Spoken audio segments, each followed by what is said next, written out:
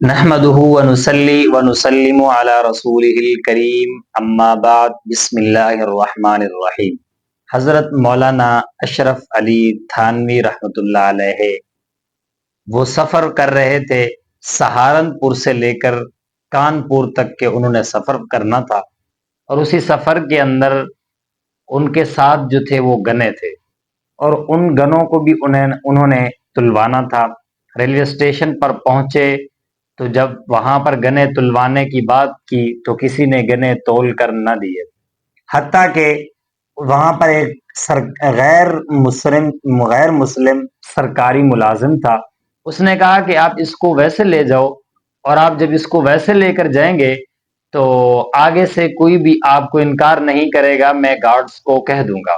حضرت مولانا اشرف علی تھانوی نے کہا آپ گارڈ کہاں تک جائے گا؟ فرمایا کہ گارڈ جہاں تک جائے گا تو میرا اس سے زیادہ سفر ہے۔ کہا اس سے آگے والے گارڈ کو وہ گارڈ کہہ دے گا، پھر اس سے آگے والے کو وہ گارڈ کہتا جائے گا، یہاں تک کہ آپ کا سفر مکمل ہو جائے گا۔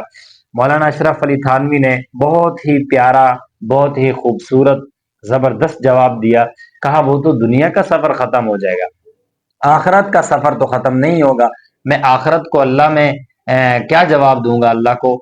تو اس لیے میرے بھائیوں، انہوں نے جو یہ جملہ جب فرمایا تو وہ حیران رہ گیا غیر مسلم۔